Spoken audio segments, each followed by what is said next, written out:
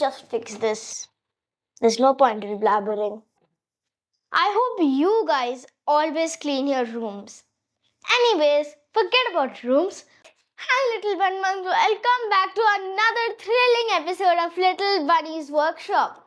Today we are going to explore the vast jungles of literature and find another fun type of poetry along the way. Which one, you may be wondering? It's a limerick! Wait, what's a limerick? By the end of the video, you yourself will be able to answer that question and maybe write your own silly type of limerick. Without further ado, let's get going. Now, let's see what are limericks. Limericks are a humorous and witty type of poetry. It is believed that the first ever limerick was written in the early 1700s and was used in folk songs. Where were we?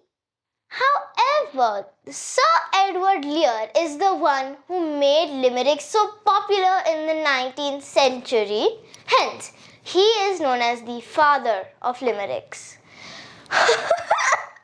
Father of limericks? A limerick, a poem, has a father. Now that's hilarious.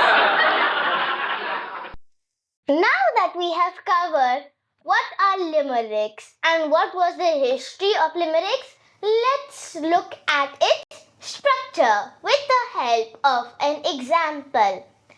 Cake, oh so sweet, you sure are a delightful treat, with flavors galore. You can't ignore such a delightful feat. Oh, don't worry, not these feet. Feet is a different type. It's a different word altogether. Don't worry. Stop. Let's get back to the topic we were doing earlier. The structure of the limerick with the help of the example I had read earlier. Rule number 1. The limerick consists of 5 lines.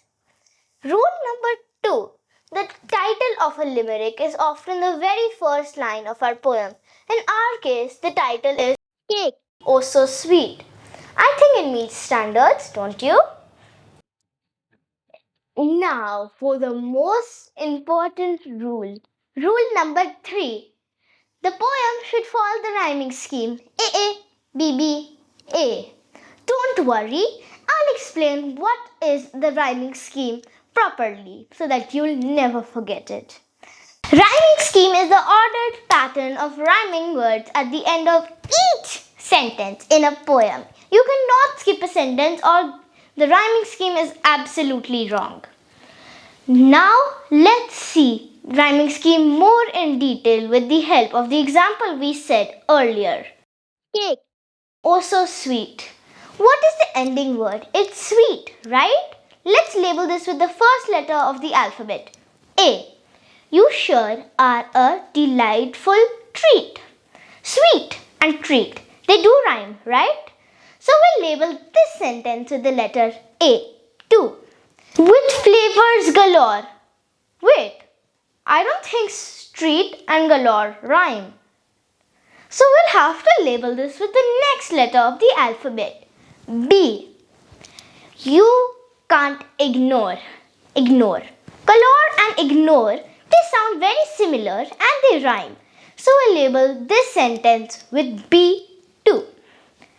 Such a delightful feat. Don't you notice? Treat and feet, they rhyme. So we'll have to label this with A2. A, B, B, A. It follows this rule too. Phew, this structure has made me tired. I feel like writing my own poem. Let's do it. Now let's write our own humorous limerick. It is summertime and I know what that means, eating a bunch of something very nice and sweet. Ice cream. So I will write my own limerick on ice cream. Ice cream is sweet and it's a yummy treat. We can use those words in our poem, don't you think? Idea. Ice cream, you scream, we all scream for ice cream. Parents say no, but tantrums do grow. All kids see The street in their dreams. Oh, the ice cream truck. Bye everyone.